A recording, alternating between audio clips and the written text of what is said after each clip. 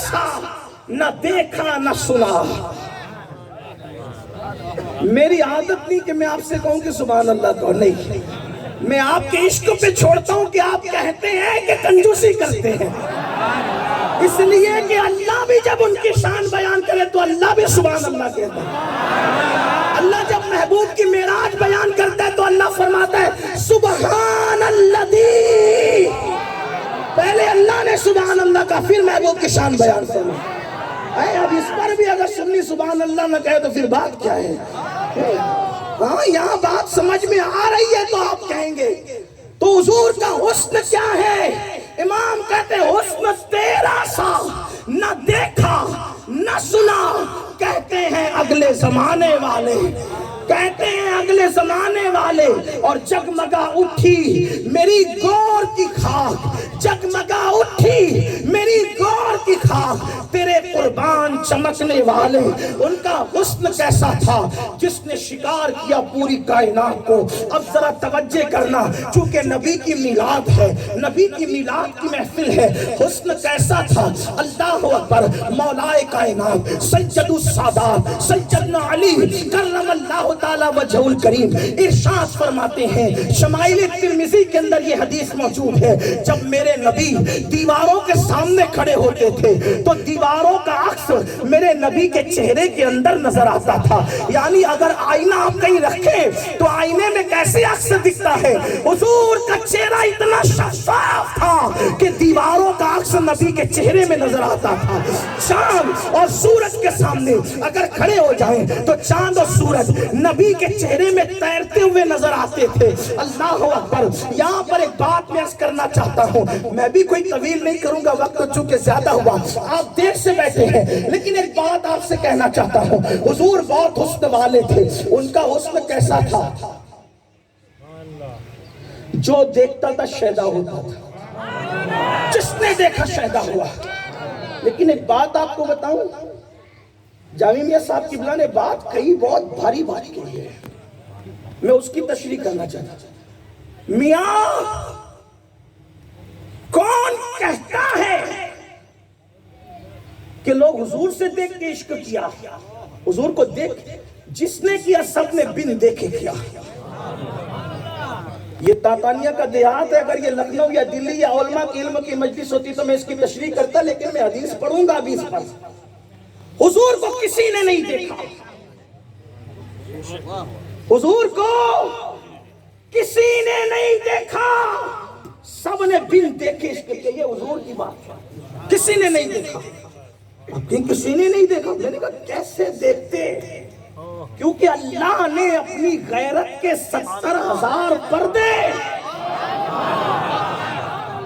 اللہ نے اپنی غیرت کے 70,000 پردے ان کے روح تابہ پہ ڈال کر پھر بھیجا تھا. تو جو پردے میں اس کو بھی کوئی دیکھتا ہے. صدیق نے بھی بن دیکھے پیار کیا. وہی تو ایک ذات ہے جس کو بغیر دیکھے پیار کیا جائے. فاروق اعظم نے بھی بن دیکھے کیا، عثمان غنی نے بھی بن دیکھے کیا، مولا علی نے بھی بن دیکھے کیا، سعد، سعید، طلحہ، زبیر، ابو عبیدہ ابن الجراح، سیدہ فاطمہ الزہرا، سب نے بن دیکھے کیا. ان کو کسی نے دیکھا ہی نہیں ان کی حقیقت کو سوائے ان کے رب کے. رب کو ان کے سوا کسی نے نہیں دیکھا. توجہ آپ کی.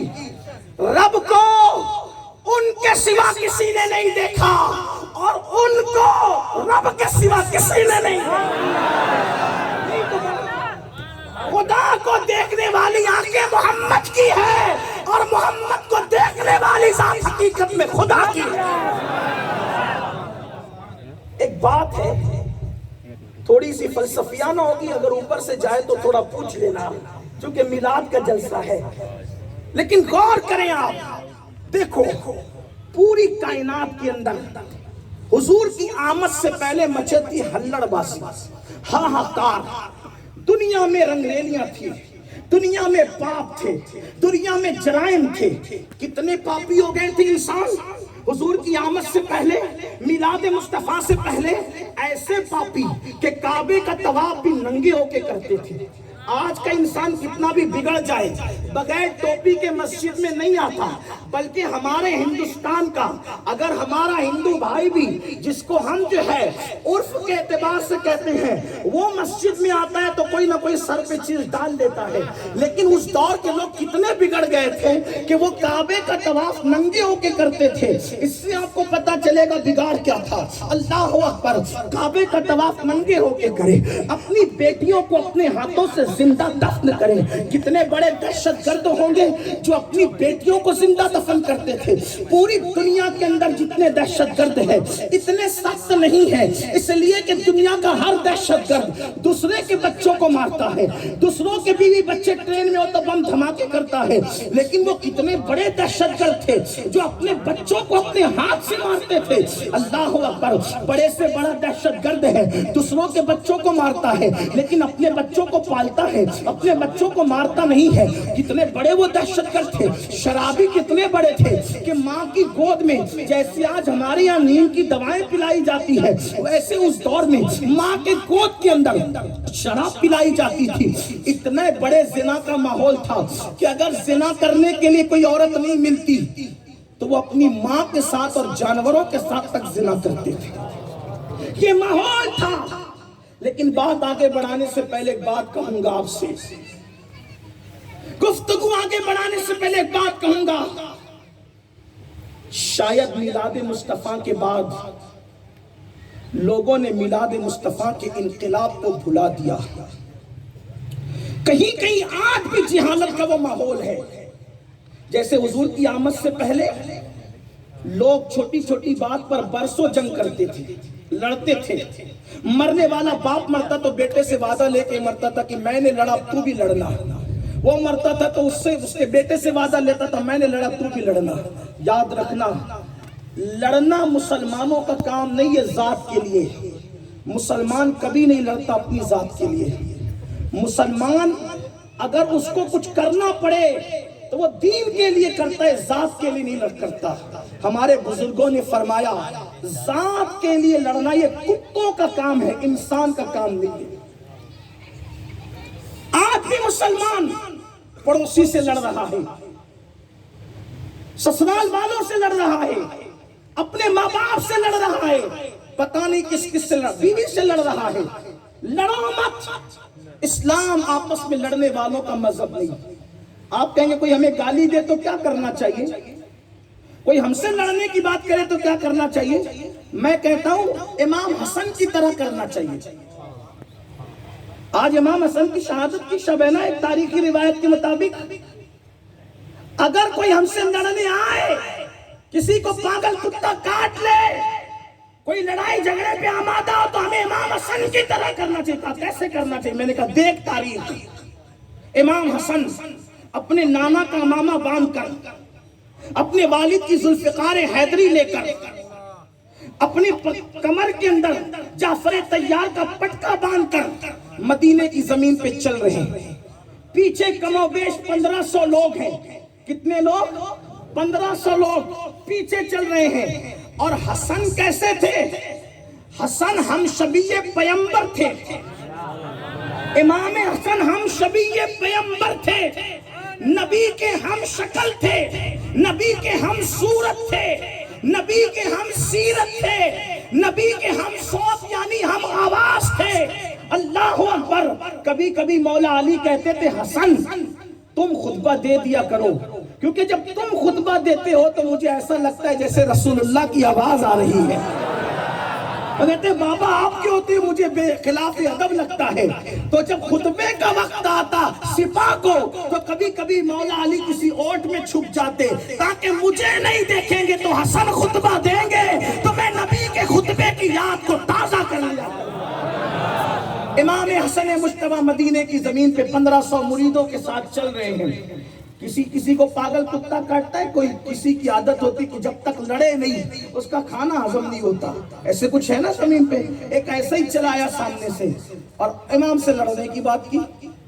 یعنی آپ یہ سمجھے کہ آج کل کی لڑائی نہیں ہے، پہلے بھی ایسے کچھ بدبخت تھے، وہ سامنے آگے کہتا ہے کون ہے تو، ایسے تو کون ہے تو؟ امام حسن نے کہا اگر ہم سے کوئی پوچھے کون ہے تو، ہم کہے چل ہٹ، ہے نا؟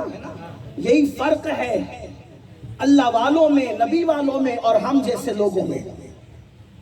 ہم اللہ والے بننے کی بات تو کرتے ہیں مگر اللہ والے بنے نہیں۔ ہم نبی کی غلامی کی بات کرتے ہیں لیکن نبی والے سچے بنے نہیں۔ امام حسن سے پوچھا کون ہے تو؟ امام نے فرمایا میں علی کا بیٹا حسن ہوں۔ جواب دے دیا اچھے سے۔ کیا فرمایا؟ میں علی کا بیٹا، لیکن اس کو کاٹا ہی تھا پاگل کتے نے، اس کو لڑنا ہی تھا۔ تو اس نے کیا کہا بتائے؟ دھیان سے سنو۔ اس نے کہا اچھا وہی علی جو دنیا میں بڑے فتنے پھیلاتا تھا۔ یہ اس نے گالی دی کس کو؟ مولا کائنات۔ اب آپ کے ابا کو کوئی گالی دے تو آپ کا جی کیا؟ حالانکہ ہوگا باپ شرابی، ہوگا باپ جواری، ہوگا باپ بے نمازی، لیکن گالی دے تو کیا ہوگا؟ آپ کی آستین چڑھے گی نا۔ لیکن واہ رے واہ، حسن مجتبیٰ کے والد کون تھے؟ فاتح خیبر، باب مدینۃ العلم، علی کے مرتضیٰ، اخی رسول، اخی رسول، اخی رسول، رسول کے بھائی، جگر، جگر گوش اے رسول، اور جگر گوش اے رسول کے شوہر بھی اللہ کے رسول علیہ السلام، جن کے لیے یہ فرمائے انت منی وانا منہ، کہ تو مجھ سے ہے میں تجھ سے ہوں۔ جب محبت کسی سے زیادہ ہوتی ہے نا، کہتے تو میں تو، وہ کہتے ہیں نا من تو شدی تو من شدم، یہ جو بات کرتے ہیں نا، حضور نے گویا کہ کہا علی میں تجھ سے ہوں تو مجھ سے ہے، ایسا علی۔ رسول اللہ فرمائے جس کو دیکھنا بھی عبادت، جس کا ذکر بھی عبادت، جن کی اولاد کو رسول اللہ اپنی اولاد قرار دیں، یہ علی کے مرتضیٰ۔ اور وہ کہنے والا کیا کہہ رہا؟ اچھا وہی علی، معاذ اللہ ثم معاذ اللہ، نقل کفر کفر نہ باشد، اس نے کہا وہ جو فتنے پھیلاتا تھا۔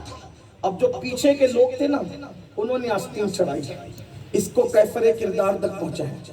امام مولا حسن نے فرمایا نہیں، یہ بات مجھ سے کر رہا ہے، تم ناراض کیوں ہوتے ہو؟ اگر چار سے کسی کے ماننے والے ہو جائیں تو بولو اس کے خلاف کوئی بات کر سکتا ہے؟ وہاں تو پوری کائنات ہی ماننے والی ہے، لیکن آنے والے کی جرات دیکھو۔ وہ کہہ رہا ہے، امام حسن پاک کہتے ہیں اس سے نہ لڑنا، ذات کے لیے ہم نہیں لڑتے، تم چپ رہو میں بات کرتا ہوں۔ اب امام حسن اس کو کیا کہہ رہے دیکھو، لڑنے والے کو جواب۔ تاتانیہ والوں اور دور قریب سے آنے والوں میں آپ سے ایک بات کہنا چاہتا ہوں، اگر مسلمان آپس میں لڑنا بند کر دے تو قوم مسلم کی ترقی کو دنیا کی کوئی طاقت روک نہیں سکتی۔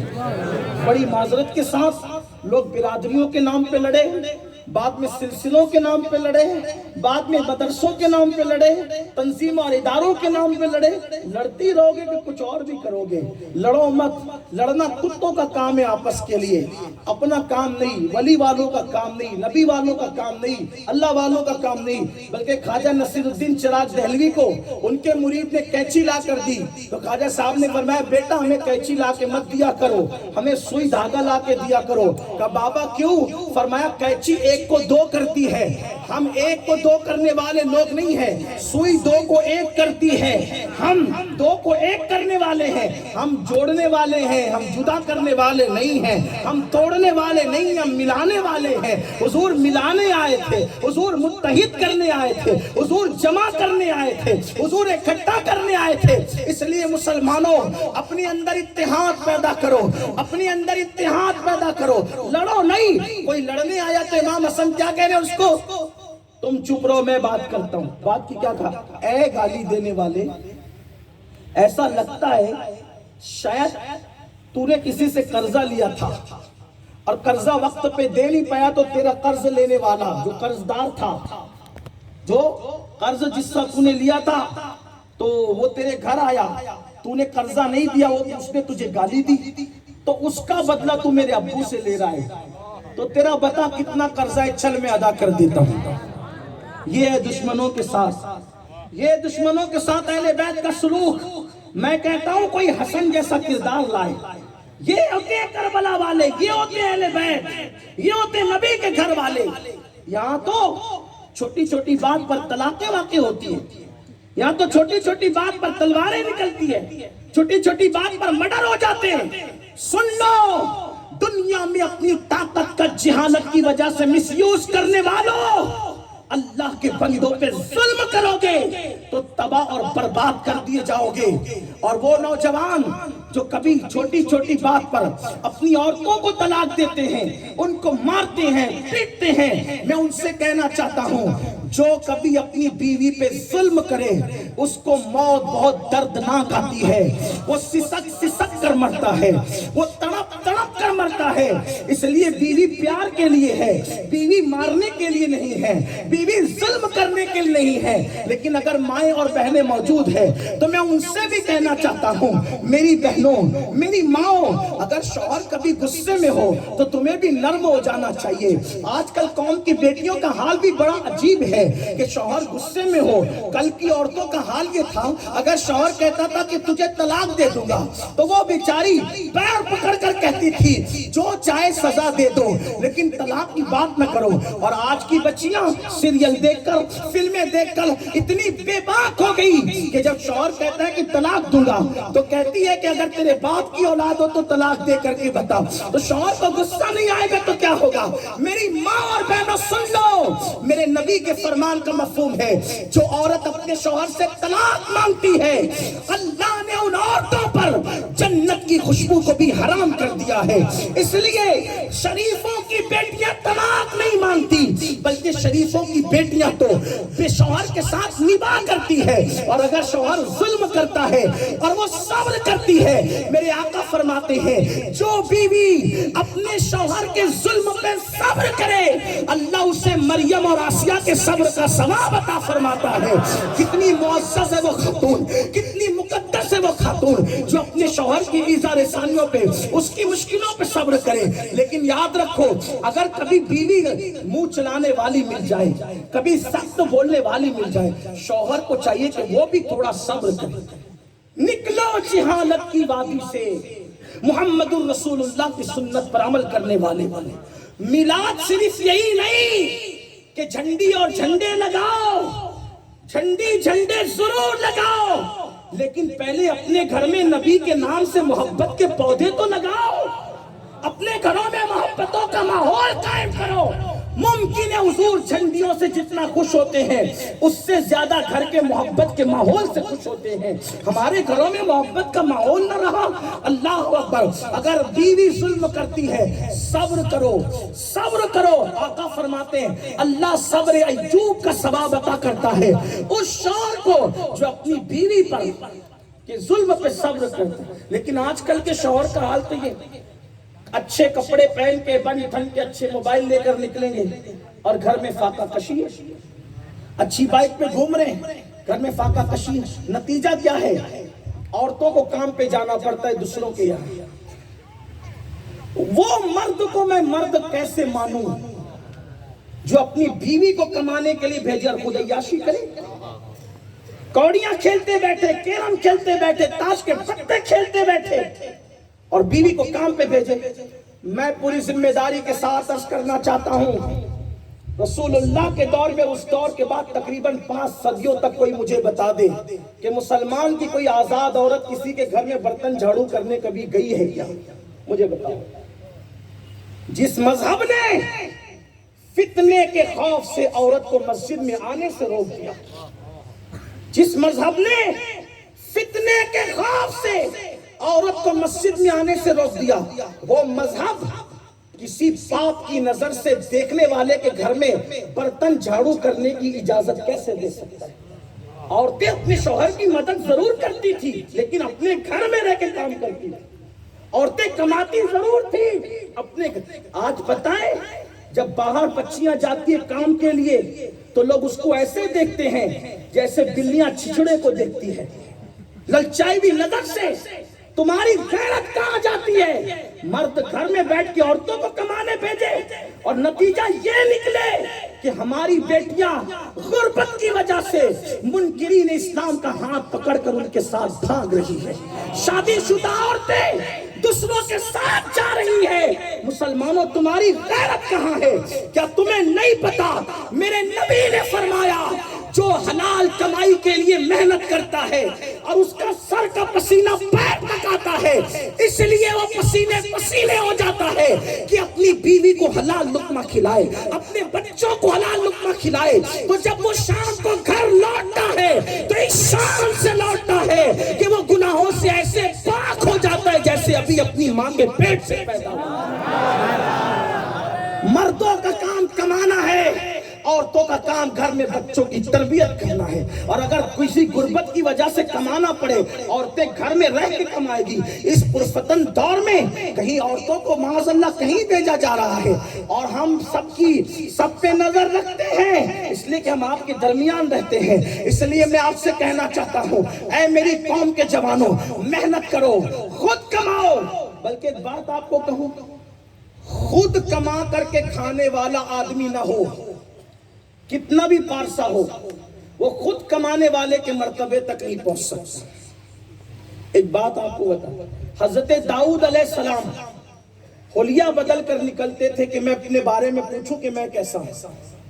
ہم تو تعریفیں ہی چاہتے ہیں نا، وہ لوگ چاہتے تھے کہ کوئی ہماری خامی بتائے، حالانکہ ان میں کوئی خامی تھی نہیں۔ حلیہ بدل کے نکلتے تھے، جو ملتا تھا پوچھتے تھے بتاؤ داؤد کیسا ہے۔ لوگ پہچانتے نہیں تھے، تعریف ہی کرتے تھے۔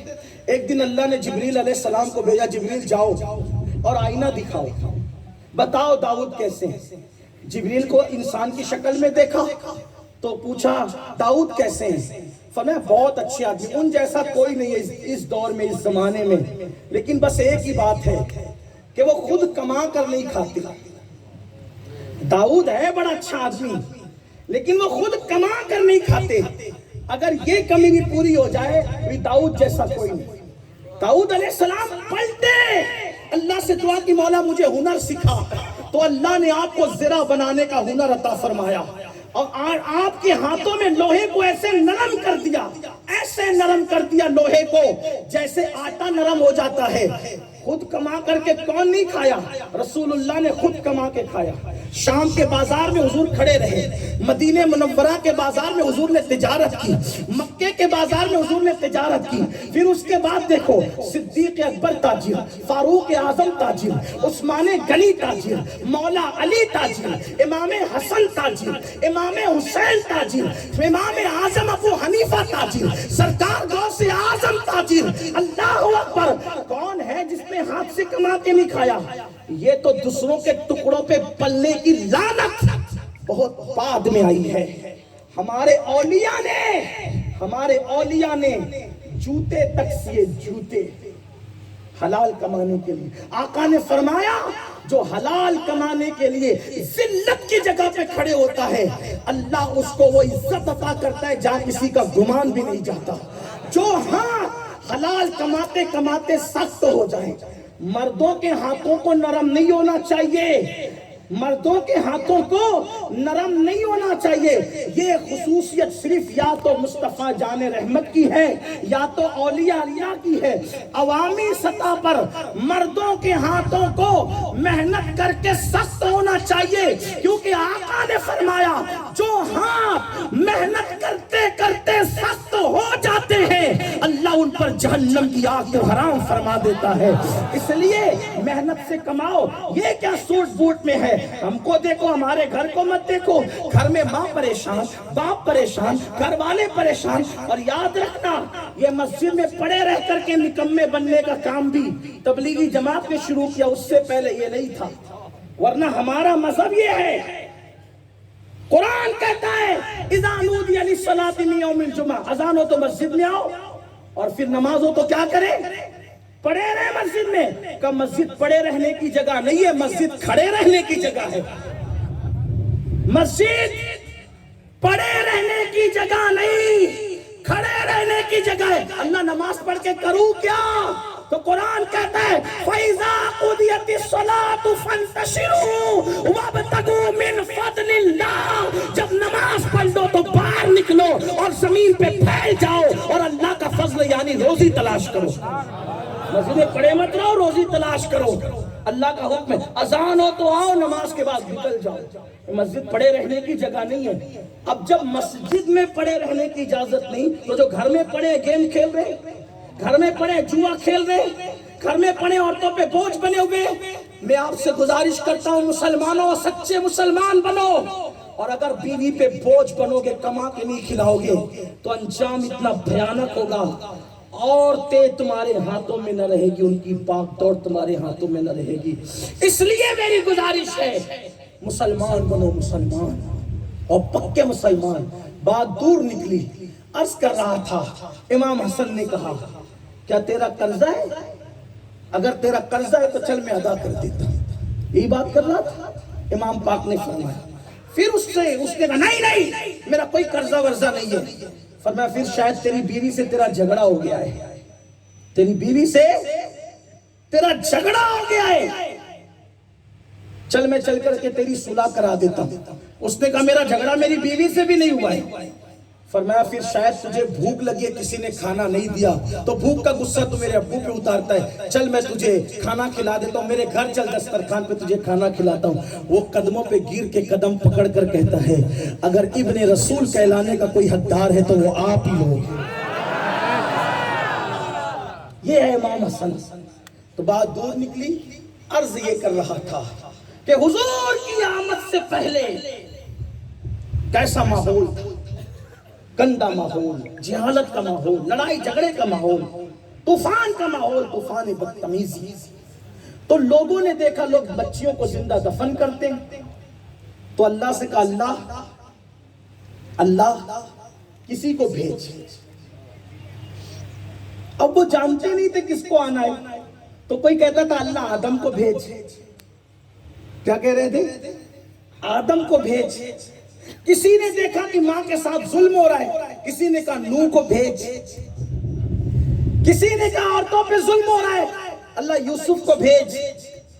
کسی نے دیکھا غریبوں کا مال کھایا جا رہا ہے، اللہ موسیٰ کو بھیج. جیسے ظلم دیکھا گیا مطالبہ بڑھتا گیا.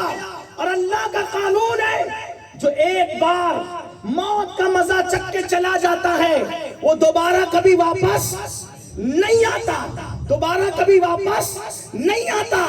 اب مانگنے والے کوئی آدم کو، کوئی نوح کو، کوئی موسیٰ کو، کوئی داؤد کو، کوئی ایوب کو، کوئی یوسف کو الگ الگ مانگ رہے تھے. اللہ کی شان. اللہ نے کہا ان کو تو نہیں بھیجوں گا کیونکہ میرا قانون ہے جو ایک بار واپس آ گیا دوبارہ نہیں جائے گا، لیکن تمہارے سب کے مطالبے پورے کروں گا. ذات ایک بھیجوں گا، اس میں آدم کی شرافت بھی ہوگی، اس میں نوح کی شجاعت بھی ہوگی، اس میں موسیٰ کا جلال بھی ہوگا، اس میں ایوب کا صبر بھی ہوگا، اس میں داؤد کی آواز بھی ہوگی، اس میں اللہ اکبر سارے انبیاء کو انفرادی طور پر جو کمالات عطا کیے تھے وہ کمالات کا جامع بنا کر اس کو بھیجوں گا. بلکہ کہا گیا اس سے بڑھ کر بھیجوں گا. موسیٰ کی قوم کو پیاس لگی، قوم نے پانی مانگا تو انہوں نے عصا کو پتھر پہ مارا تو پانی کے چشمے نکلے. لیکن جب اس کی قوم کو پیاس لگے گی تو اسے نہ پتھر کی ضرورت ہے نہ عصا کی ضرورت ہے، اس کی انگلیوں سے پانی کے چشمے جاری ہو جائیں گے. انگلیاں فیض پر ٹوٹے پیاسے جھوم کر ندیاں پنجاب رحمت کی یہ جاری واہ واہ. انگلیاں پائی وہ پیاری پیاری جن سے دریائے کرم ہے جاری. جوش پہ آتی ہے جب غم خاری، تشنے سیراب ہوا کرتے ہیں.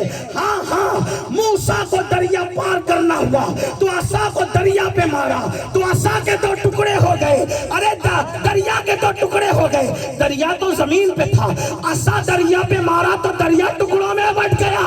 لیکن وہ آئے گا تو دریا کو ٹکڑے نہیں کرے گا، وہ آئے گا تو چاند کو ٹکڑے کرے گا. تکبیر، نعرہ رسالت، جشن عید میلاد النبی، علماء اہل سنت. نوح کی قوم آوارہ ہو گئی تو نوح نے ایمان والوں کے لیے کشتی بنائی. نوح کی کشتی میں 82 لوگ تھے، لیکن وہ ایسی کشتی دے جائے گا جس میں 82 نہیں، 82,000 نہیں، 82 لاکھ نہیں، بلکہ اس کے ظاہری دور سے لے کر آخر تک ہر ایک اس کشتی میں بیٹھ سکے گا اور وہ نجات پائے گا. اور اس کی کشتی لکڑی کی نہیں ہوگی، اس کی کشتی جو ہے وہ پیتل تانبے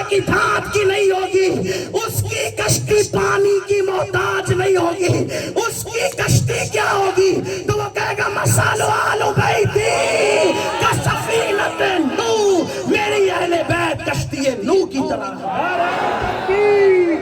وہ بھی کشتی دے جائے گا، اور وہ ایسا حسن والا ہوگا کہ حسن یوسف اس کے دروازے پر حیرت کے ساتھ اس کے حسن کو تکتا ہوگا۔ اسی لیے مولانا جمیل الرحمن کہتے ہیں کیا حسن ہے، کیا حسن ہے، کیا حسن ہے اے سید ابرار تمہارا، اللہ بھی ہے طالب دیدار تمہارا، اور کیوں دید کے مشتاق نہ ہو حضرت یوسف، اللہ کا دیدار ہے دیدار تمہارا۔ پھر زمانہ مانگ رہا تھا کسی کو، پھر آنے والا کہتا ہے وہ آئے گا، وہ آئے گا، وہ آئے گا، وہ آئے گا۔ آدم آئے کہنے کے لیے وہ آئے گا، موسیٰ آئے کہنے کے لیے وہ آئے گا، نوح آئے کہنے کے لیے وہ آئے گا، داؤد آئے کہنے کے لیے وہ آئے گا۔ لوگ کہتے ہیں انبیاء اس لیے آئے، اس لیے آئے، اس لیے آئے۔ میرا مسلک عشق و محبت یہ کہتا ہے انبیاء کیوں آئے؟ تو کہتے ہیں رسول انہی کا تو مژدہ سنانے آئے ہیں، انہی کے آنے کی دھومیں مچانے آئے ہیں، جو چاہیں گے جسے چاہیں گے یہ اسے دیں گے، کریم ہے یہ خزانے لٹانے آئے ہیں۔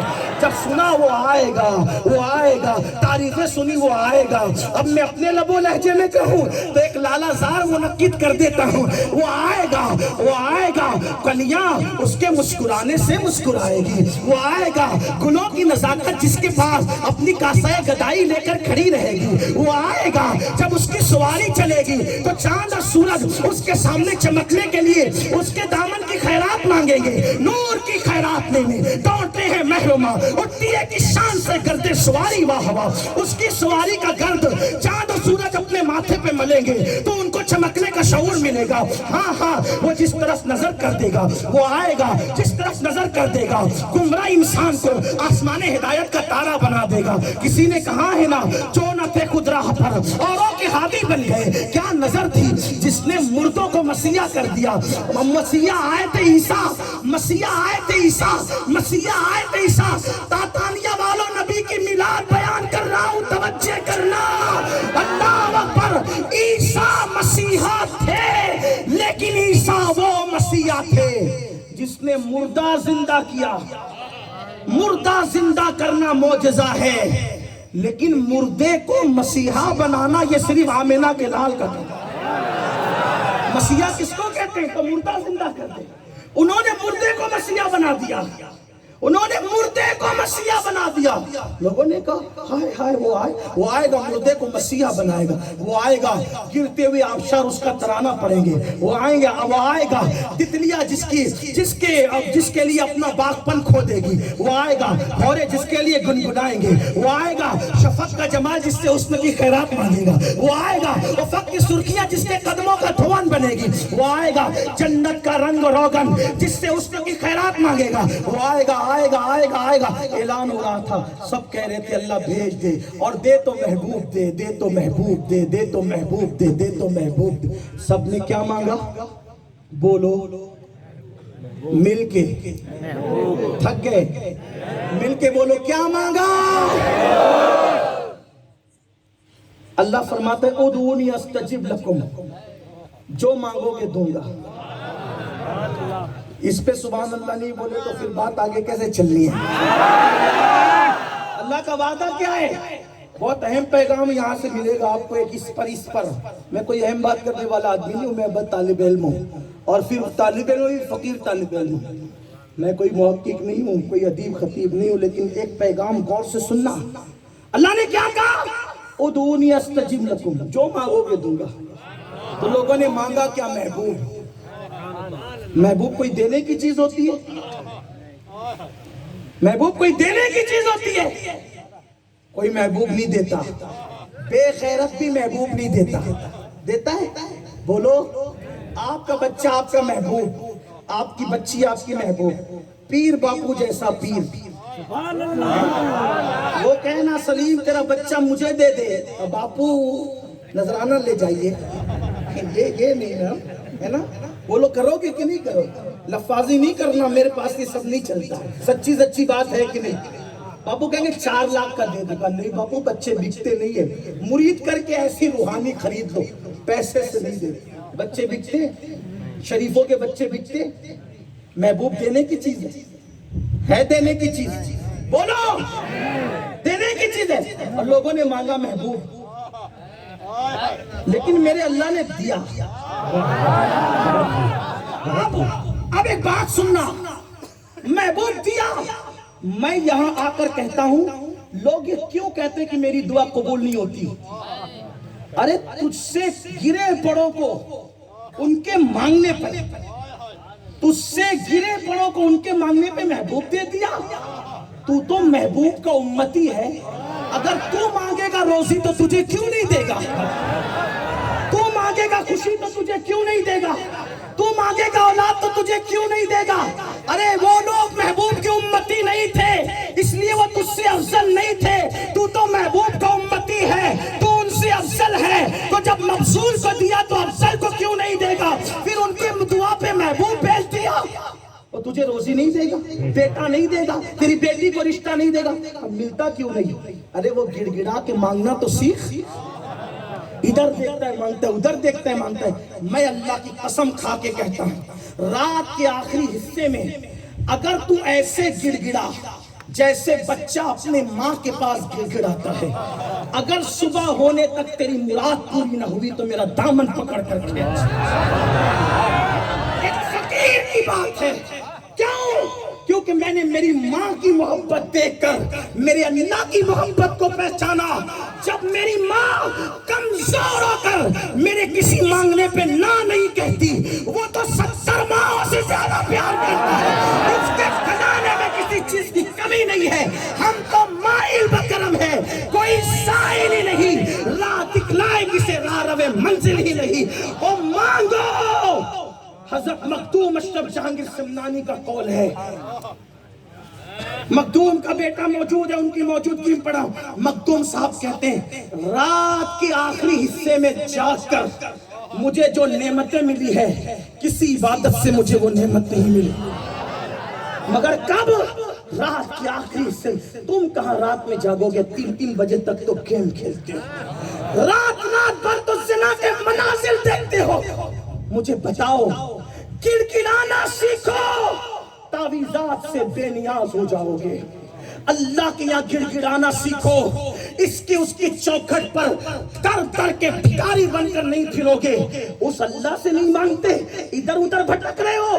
آؤ اپنا رشتہ اپنے اللہ سے مضبوط کرو. بہرحال بات دور نکل رہی ہے. عرض کر رہا تھا، لوگوں نے مانگا کیا؟ دیا. لیکن محبوب دینا، اب توجہ کرنا، بہت نازک بات آ رہی ہے. اگر محبوب نہ دیتا تو وعدہ ہے جو مانگو گے دوں گا. نہ دیتا تو شان کریمی کے خلاف تو نہیں کہہ سکتے، لیکن اتنا کہتے کہ شان کریمی کے شایع نہیں. ٹھیک، نہ کہہ دے نہیں دیں گے. اور اگر دے دے تو غیرت محبت کے خلاف. محبوب اگر دے دے تو غیرت محبت، یہ اللہ کے لیے نہیں کہہ رہا ہوں، صرف سمجھانے کے لیے کہہ رہا ہوں تاکہ بات سمجھ میں آ جائے. بات بڑی نازک ہے. اگر نہ دے وعدہ ہے دوں گا، ٹھیک، اور اگر دے دے تو کیا ہے؟ یہ محبت کی غیرت کے خلاف لگتا ہے کہ محبوب دے دے. لیکن وہ میرا اللہ ہے، ہر ناممکن کو ممکن بناتا ہے، قادر ہے. کہا محبوب دوں گا، تمہاری مراد پوری ہو جائے. اور مگر ایسے دوں گا کہ کوئی دیکھ بھی نہ سکے. دوں گا بھی اور نظروں کی نظروں سے چھپاؤں گا، دیکھنے نہیں دوں گا کسی کو. مولا کیسے؟ تو 70,000 غیرت کے پردے ڈال کے بھیجوں گا تاکہ کوئی دیکھ نہ سکے. صرف میں دیکھوں گا میرے محبوب کو، کوئی نہیں دیکھے گا. تو مولا جو دیکھیں گے کب؟ پردے میں دیکھیں گے، حقیقت میں نہیں دیکھیں گے. اسی لیے تو آقا نے فرمایا، یا ابی بکر لم یعرفنی حقیقتاً غیر ربی. اے ابو بکر، میری حقیقت کو میرے رب کے سوا کوئی نہیں پہچانتا. کوئی نہیں جانتا، کوئی نہیں جانتا. تو کتنے پردے ڈال کے بھیجے؟ کتنے پردے؟ 70,000. اگر کوئی ایک کپڑے کے پردے میں آئے آپ کے اسٹیج پر پوچھو کون؟ کوئی کہے گا مین القادری، کوئی کہے گا پیر باپو، کوئی کہے گا جامی میاں، کوئی کہے گا فلاں مولانا، کوئی کہے گا امام صاحب۔ ایک پردے کا کپڑا ہے تو اتنے مسلک بن گئے، اتنے اختلافات ہو گئے، تو جس پر غیرت کے 70,000 پردے پڑے، لیکن حق پہ کون ہوگا؟ کیونکہ جتنوں نے کہا، توجہ کرنا، آپ کہتے ہیں اتنے مسلک ہے، حق پہ کون؟ تو یہ پردے کے کپڑے میں مولانا آئے تو کسی نے کہا یہ، کسی نے کہا یہ، کسی نے کہا یہ، کسی نے کہا یہ، کسی نے کہا یہ، تو جتنے یہ بولے، اس نے کیوں بولا؟ گمان کی بنیاد۔ کس کی بنیاد پہ؟ کس کی بنیاد پہ؟ علم کی بنیاد پہ نہیں بولا۔ کس بنیاد پہ بولا؟ گمان کی بنیاد پہ۔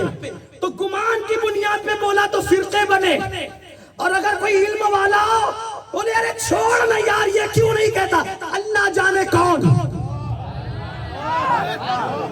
یہ کیوں نہیں کہتا؟ اللہ جانے۔ بھئی کپڑے کے پردے میں آیا تو سیدھا سا جواب کیا تھا؟ کیوں ایسی ویسی بات کرتے ہو؟ کیا کہنا چاہیے؟ اللہ جانے، اللہ جانے کون؟ تو جب ایک کپڑے کے پردے میں کوئی آیا تو اس کے بارے میں گمان پہ بولنے والے لڑ پڑے۔ حقیقت میں کون بولا؟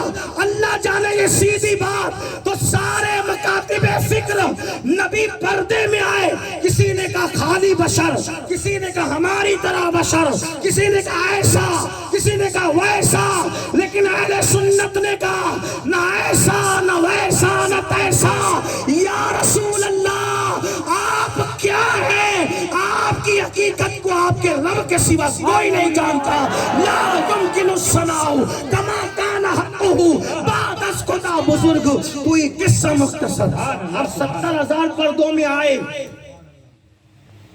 تو ان کو حقیقت میں کوئی دیکھ ہی نہیں سکا۔ بات ختم کرنے لگا، میلاد پڑھ رہے تھے نا حضور کی، ہاں کوئی نہیں دیکھ سکا۔ ایک بار ایسا ہوا، توجہ، ایک بار ایسا ہوا، بلبل سدرہ جبریل امین نے کہا اللہ آج میں یہ چاہتا ہوں کہ اپنی اصل صورت دکھانے تیرے نبی کو جاؤ۔ اپنی اصلی شکل کیا ہے پتہ ہے؟ ایک پر کھول دے تو پوری دنیا سمٹ آئے جبریل کے پر میں۔ اور کیا کہہ رہے؟ اصلی شکل دکھانے محبوب کو جانا چاہتا ہوں۔ مولا جاؤں؟ ارشاد ہوتا ہے جاؤ۔ ابھی حضور نے ہجرت نہیں کی تھی، حضور مکے میں ہی رہتے تھے۔ جاؤ، ادھر جبریل نکلے، ادھر اللہ نے کہا محبوب وہ اپنی صورت سے پردے سارے اٹھا کے آ رہا ہے، تو ایک اٹھا۔ وہ سب اٹھا رہا ہے، محبوب جبریل نے سب اٹھا لیا اصل شکل میں، تو ایک اٹھا۔ حضور کعبے کی دیوار سے ٹیک لگا کے بیٹھے تھے، حضور نے ایک اٹھایا، حضور نے ایک اٹھایا۔ جبریل آئے، جبل ابو قبیس میں کھڑے ہو گئے، رک گئے۔ اللہ نے کہا جاؤ نا جبریل، بڑے شوق سے سدرہ سے نکلے تھے، جاؤ نا۔ عرض کرتے مولا جو تجلیاں مجھے سدرہ کے آگے جانے نہیں دیتی، وہ تجلیاں مجھے حرم میں جانے نہیں دیتی۔ یہ شان ہے ان کی، یہ شان ہے ان کی۔ آقا کریم صلی اللہ علیہ وسلم کی شان یہ۔ تو وہ آئے تھے کیسے؟ پردوں میں، اسی لیے ان کو کسی نے حقیقت میں نہیں دیکھا۔ ایک حدیث پڑھ دیتا ہوں، بات پوری ہوتی ہے۔ سب نے، جس نے بھی ان کو دیکھا تو خواب میں دیکھا۔ اس نے دیکھا، مولائے کائنات کہتے ہیں دنیا خواب ہے، خواب۔ اس اعتبار سے جس نے دیکھا ان کو، یہ حدیث امام اہل سنت نے اپنے رسالہ میلاد نبویہ میں لکھا ہے کہ مولائے کائنات کہتے ہیں جس نے دیکھا دنیا کو، دنیا خواب ہے۔ جب آنکھیں بند ہوگی نا، آنکھیں بند ہوگی، توجہ کریں آپ، آنکھیں بند ہوگی تو اس خواب سے لوگوں کی آنکھیں کھلے گی۔ تو یہ خواب ہے دنیا۔ اب یہاں لوگ لڑتے ہیں، لیکن قبر میں کوئی لڑے گا نہیں، محشر میں کوئی لڑے گا نہیں، بلکہ محشر میں اپنے بیگانے سب ان کو دیکھ کے ان کی تعریف کریں گے۔ کیوں؟ اس لیے کہ وہاں خواب سے آنکھیں اور حضور کی شان اور حضور کی حقیقت لوگ دیکھیں گے، تب پتہ چلے گا کہ کیا ہے، کیا شان ہے پتہ ہے؟ امام اہل سنت لکھتے ہیں، حضرت ملا علی قاری کے حوالے سے حدیث پاک لکھتے ہیں کہ قیامت کا دن ہوگا، دیکھو اپنے نبی کی شان. قیامت کا دن ہوگا, اللہ کی کرسی, اللہ کی کرسی جس کا ذکر آپ پڑھتے ہیں نا آیت الکرسی کے اندر, اللہ کی کرسی وہ بچھی ہوگی. اللہ تعالیٰ فرمائے گا محبوب آج میری کرسی پر میں نہیں, محبوب آج میری کرسی پر تو جلوگر ہوگا. حضور کو اللہ اپنی کرسی عطا فرمائے گا اور پھر فرمائے گا محبوب, پیارے محبوب آج تمہاری ہی سنی جائے, تم جس کو چاہو گے, تم جس کو چاہو ہم اس کو بخشیں, تم جس کو چاہو. اب یہ مضمون قرآن کہہ رہا ہے, بات مکمل ہوتی ہے. ایک دن ایسا ہوا کہ حضور پر کچھ دن تک قرآن کی آیتوں کا نزول رک گیا, وحی کا سلسلہ رک گیا. تو لوگوں نے کہنا شروع کیا کہ محمد کو اس کے رب نے چھوڑ دیا. تو حضور کو خیال آیا کہ کیا واقعی میرے رب نے مجھے چھوڑ دیا؟ تو اللہ نے جبریل سے کہا جبریل آیت لے کر جاؤ. آیت آئی, کیا آیت آئی؟ وَالضُّحَىٰ وَاللَّيْلِ إِذَا سَجَىٰ. اے محبوب تیرے چمکتے چہرے کی قسم. حالانکہ اس کا لغوی ترجمہ یہ ہوتا ہے چاشت کی قسم, لیکن ہم اہل سنت اہل عشق اس کا ترجمہ یہ بھی لیتے تیرے چمکتے چہرے کی قسم, تیرے چمکتے چہرے کی قسم. واللیل اذا سجا, تیری کالی کالی زلفوں کی قسم. ما ودعاک ربک وما قلا, تیرے رب نے تجھے کبھی نہیں چھوڑا. اب یہ بات یہاں رکھیں, سمجھانے کے لیے مثال دیتا ہوں, توجہ کرنا. ایک محب ہے اور ایک محبوب ہے, ایک محب ہے ایک محبوب ہے. اب چغل خور لوگ محبوب کو کہتے ہیں تیرے محب نے, تجھ سے پیار کرنے والے نے تجھے چھوڑ دیا. یہ میں ملانے کے لیے صرف سمجھانے کے لیے کہہ رہا ہوں, توجہ کرو میری طرف, دیکھو آیت سمجھ میں آئے گی. سمجھانے کے لیے ایک محب ایک محبوب ہے. چغل خوروں نے, دشمنوں نے محبوب کو کیا کہا؟ تیرے محب نے تو, تیرے پیار کرنے والے نے تو تجھے چھوڑ دیا. اب محبوب کو بات لگی دل پر, تو محبوب اپنے محب سے کہتا ہے کیا سچ مچ آپ نے مجھے چھوڑ دیا؟ کیا سچ مچ آپ نے مجھے چھوڑ دیا؟ اب جو سچا محب تھا, یہ چغل خوروں نے جو بات پھیلائی تھی غلط پروپیگنڈا, تو وہ اپنے محبوب کے پاس آگے کیسے کہتا ہے؟ اس کے دونوں گال کو پکڑ کر اپنے ہاتھوں میں لیتا ہے اور کہتا ہے او میری جان, میرے محبوب, تیرے چہرے کی قسم, تیری زلفوں کی قسم, میں تجھے کیسے چھوڑ سکتا ہوں؟ یہ طریقہ ہوتا ہے نا, بلا تمثیل, بلا ملانے کے لیے, سمجھانے کے لیے. جب یہ پروپیگنڈا کیا نا کافروں نے, آپ کے رب نے چھوڑ دیا, تو حضور نے پوچھا چھوڑ دیا تو نے؟ تو اللہ جبریل سے کہتا ہے جاؤ کہو والضحیٰ واللیل اذا سجا, پیارے تیرے چہرے کی قسم, تیری زلفوں کی قسم, ما ودعک ربک. کیا کہا؟ یہ نہیں کہا کہ میں کیسے چھوڑوں گا تجھے, کیا کہا؟ محبوب تیرے چہرے کی, تیری زلفوں کی قسم, تیرا رب. کیا کہا؟ یہ کتنی اپنائیت ہے. وہ کہہ سکتا تھا نا کہ میں نے نہیں چھوڑا, مگر کیا کہہ رہا ہے؟ تیرا رب, تیرے رب نے تجھے. اس لیے کہ سب کہتے ہیں میرا رب, مگر اللہ کہتا ہے محبوب میں تو تیرا رب. پہلے تیرا ہوں, تیرے صدقے میں پھر سب کی پرورش کرتا ہوں. تیرا رب تجھے کیسے؟ پھر اس کے بعد بات اس پہ ختم نہیں کی, کیا کہا؟ وَلَلْآخِرَةُ خَيْرٌ لَكَ مِنَ الْأُولَىٰ. تجھے کیسے چھوڑ دوں گا پیارے, تیری ہر پچھلی گھڑی سے آنے والی گھڑی بہتر ہے. وہ اور لوگ ہیں جن کی محبوبیت گھٹتی ہے, آپ کی بڑھتی ہی جائے گی.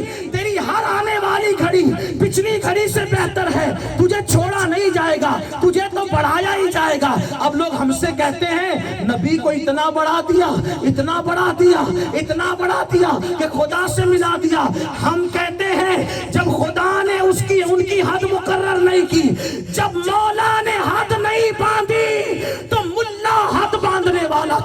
ہوتا ہے. ہم تو یہی کہتے ہیں تیرے تو وصف عیب تنائی سے ہے بری. حیران ہوں میرے شاہ میں کیا کیا کہوں تجھے, حیران ہوں میرے شاہ میں کیا کیا کہوں تجھے. کہہ لے گی سب کچھ ان کے ثنا خاں کی خاموشی, چپ ہو رہا یہ کہہ کے میں کیا کیا کہوں. کیا میں کیا کہو گے سنیوں کا کہ حد نہیں بڑھیں گے. کہیں گے لیکن رضا نے ختم سخن اس پہ کر دیا, خالق کا بندہ خلق کا آقا کہوں تجھے. وَلَلْآخِرَةُ خَيْرٌ لَكَ مِنَ الْأُولَىٰ, اور پھر اس کے بعد بات کیا کی, وَلَسَوْفَ يُعْطِيكَ رَبُّكَ فَتَرْضَىٰ. اے محبوب آپ کا رب آپ کو اتنا دے گا آپ راضی ہو جائیں گے. آپ کو چھوڑنا کیا, ہم تو آپ کی رضا چاہتے ہیں. خدا کی رضا چاہتے ہیں تو عالم خدا چاہتا ہے, خدا چاہتا ہے رضائے محمد. وہاں تو اس کو بخشا جائے گا جس سے آپ چاہیں گے. سنیو اپنے نبی سے اپنے رشتے کو مضبوط کرو, نمازوں کی پابندی کرو, جوؤں کے اڈوں پہ نہ جاؤ, شراب کے اڈوں پہ نہ جاؤ, اپنے ماں باپ کا حق ادا کرو, اپنے بیوی بچوں کا حق ادا کرو, خود کماؤ, دولت مند بنو, کیونکہ غربت کبھی کبھی انسان کو کفر تک پہنچاتی ہے. اس لیے مالدار بنو, مضبوط بنو, محنت کرو اور میلاد کا جشن دھوم دھام سے مناؤ. لیکن ڈی جے نہیں بجانا, جلوس میں نکلنا ناچتے مت نکلنا, جلوس میں نکلنا سروں پہ پٹیاں باندھ کے نہیں نکلنا, جلوس میں نکلنا دل آزار کسی کو تکلیف دینے والے نعرے لگاتے مت نکلنا, بلکہ ایسے درود پڑھتے ہوئے نظریں نیچی کر کے نکلنا کہ اپنا بیگانہ سب پکار اٹھے. جب 1450 سال کے بعد جب غلاموں کے چلنے کا یہ انداز ہے تو مدینے والے مصطفیٰ کے چلنے کا انداز کیا ہے. اور اگر تم بھی ناچو گے, کودو گے, ڈی جے بجاؤ گے تو لوگوں کو یہ لگے گا ہم بھی کبھی ناچتے, یہ بھی کبھی ناچتے. میں بات آخری کرنے چلا تھا لیکن ایک جملہ کہتا ہوں آپ کو, ایک بات کہتا ہوں. بایزید بستامی کا دور ہے. کس کا دور ہے؟ بایزید بستامی کا. ان کے دور میں ایک جوان تھا اور اس کا ایک دوست تھا غیر مسلم. اس کا دوست کون تھا؟ اب دوستوں تو سبھی جانتے ہیں نا, اچھا برا کون کیا کرتا ہے, توجہ کرنا. بایزید بستامی کا دور ہے, ایک نوجوان ہے, اس کا دوست کون ہے؟ غیر مسلم. اس غیر مسلم کو کہا کہ یار تم کلمہ پڑھ لو. اس نے کیا کہا؟ کلمہ پڑھ لو. اس نے کہا چھوڑ یار, کون سا کلمہ پڑھنا, شراب میں پیتا ہوں تو بھی پیتا ہے, حرام میں کھاتا ہوں تو بھی کھاتا ہے, جھوٹ میں بولتا ہوں تو بھی بول, تو کس طرح تو مجھے بلا رہا ہے. وہ نوجوان تھا ہوشیار, اس نے کہا سمجھ گیا. اس نے کہا ایک کام کر, 3 دن کا ٹائم نکال, میرے ساتھ چل. 3 دن کا ٹائم نکال. ٹائم نکالنے کے بعد بایزید بستامی کی خانقاہ میں گئے, 3 دن تک رہے. بایزید نے کچھ کہا نہیں.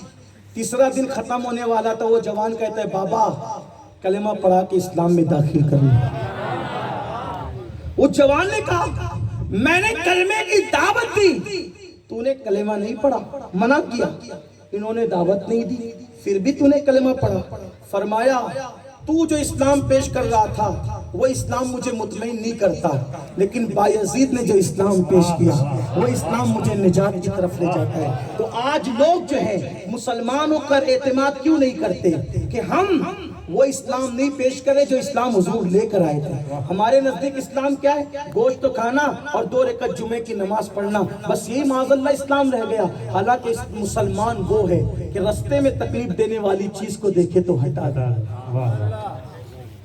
مسلمان وہ ہے اگر کوئی سو رہا ہے تو زور سے سلام نہیں کر سکتا کہ اس کی نیند میں خلل آ جائے.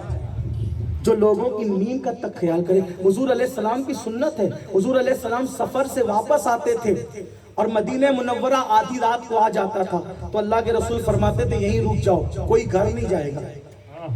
آدھی رات ہو گئی, کوئی گھر نہیں جائے گا, رات یہیں قیام کرو, صبح کے بعد جائیں گے. کیوں؟ اگر آدھی رات کو گھر جاؤ گے تو تمہارے گھر والوں کی نیند خراب ہوگی.